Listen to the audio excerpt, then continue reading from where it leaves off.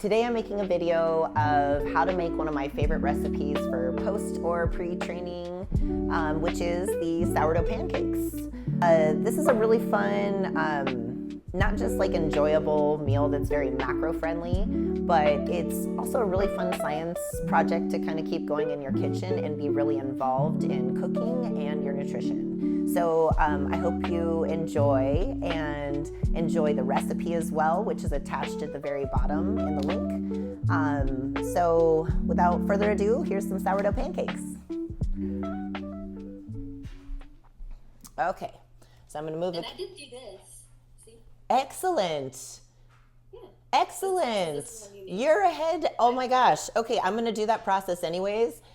Just so, because that's how I have to start mine. I'm going to make some sourdough pancakes.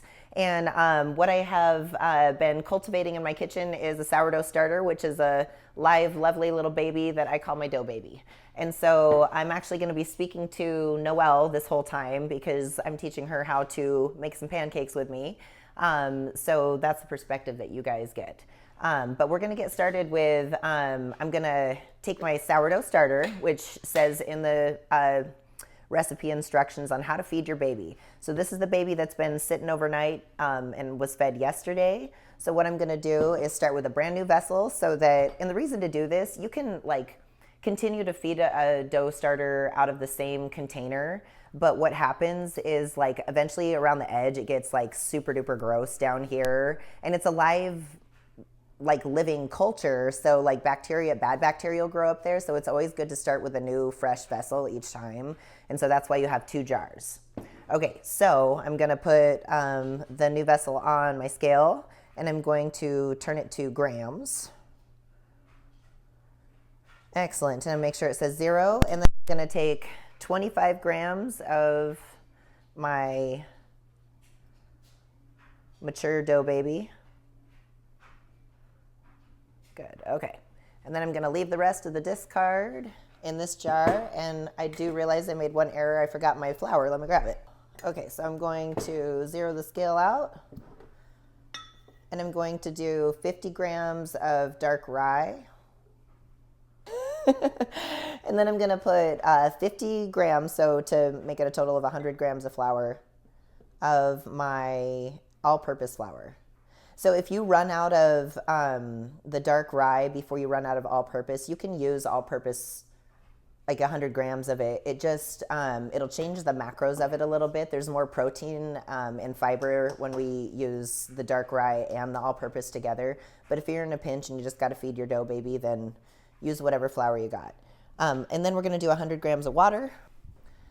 And like in the directions, I said we want to make sure it's lukewarm. It's not too hot. It's not too cold, because if it's too hot, it'll kill the bacteria that makes it grow. If it's too cold, it won't grow. I'm going to take my big spatula and stir all of that together completely until it's totally hydrated and mixed really well together.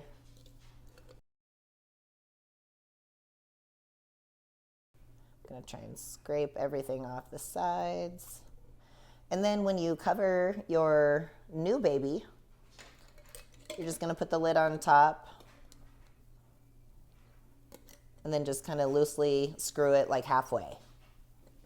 And then you're just gonna leave it on the counter. And what's gonna happen overnight is this is all gonna become really foamy and big and grow all the way up and bubble up, and that's all of the new baby kind of eating up all the flour. That's its food, and that's what turns it into this amazing product that we're about to use. Okay, so that'll be kind of a fun experiment to see tonight. When you look in the kitchen at it, it's gonna be like, it should be all big and foamy and huge, like double in size. So we're just gonna leave it on the counter, not in direct sunlight, and not in a cold place. Okay, so now we're gonna take the leftover of our baby. You got your scale out? Yeah. Okay, so put the discard, the remainder of your baby with the vessel on the scale and 0 it out. Okay, and now we're gonna add in 50 grams of flour, of all-purpose flour.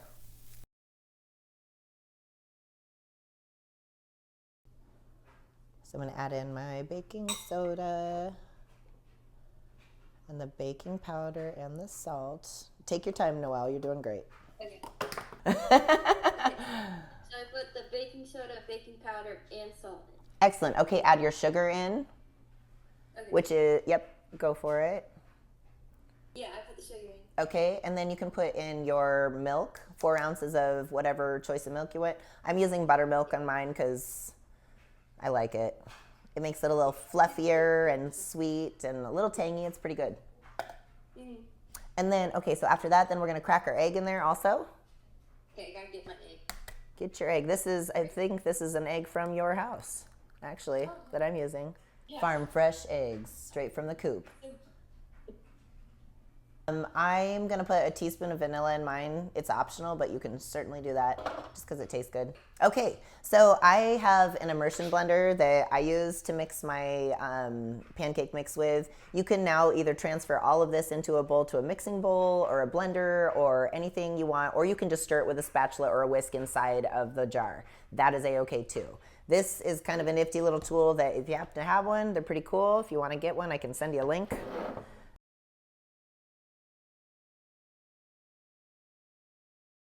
One thing I'll say too, like if you store your discard and it's cold, I would let it sit on the counter for a few minutes just to kind of come to room temperature.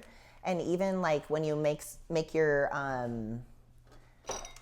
mix it all together, you don't have to do this, but if you let it sit out for 15 minutes or so, it'll get a little bit frothier and more fluffy. Your pancakes will, because the yeast that's in there, the sourdough starter, the dough baby will start kind of eating up some of the good stuff that we just put in there, which is sugar and the flour, and so it'll make it really fluffy when you pour your pancakes onto the pan. But that's, like I said, just an extra step. If it's fresh, you just make it fresh that morning. That's not really necessary, but when it's a little bit colder from being stored overnight, sometimes it needs a few minutes just to kind of get active again. Okay, so you all mixed up? Yeah. Okay, we're gonna heat up our pan and cook these. So I like to use a little bit of cooking spray or really, really minimal amount of like avocado oil that I've literally just kind of wiped all over the pan. But try not to cook it in butter or vegetable oil or olive oil or anything crazy like that. Even though it'd be delicious, it would kind of defeat what we're doing here. If you want, while you're waiting for your pan to heat up, rinse off your spatula and stuff now, because you could probably build houses out of this stuff if it sits too long on things. It becomes impossible to wash off. So go ahead and rinse your stuff off real quick. I'm going to do the same. Okay. Have you cooked pancakes before? Yeah, but never successfully. I'm not patient enough. Excellent. Okay, so we want to make sure that our pan has plenty of time to heat up, and we want to make sure it's set to like medium high. You got to wait for all of the bubbles to happen on the top before you get to flip it. So it really can be the game of patience and like not wanting to flip it too soon. Yeah, that's why I struggle with, because when I see anything happen, I'm like, oh no, I'm gonna burn it. Right? So if you start to feel like it's burning, then your temperature is up too high, because it should be able to sit there and cook at that temperature for a long enough period of time for all those bubbles to happen and not burn it. So I'm going to go ahead and pour. So this entire jar is a serving. So I should be able to get about 4 or 5 like little to medium sized ones. Or Dave likes to make the biggest pancake possible and then make a small one after that. Yeah. The biggest pancake's the best one. I know, right? I'm like a short stack kind of a person. I want a big like stacked up pile of them.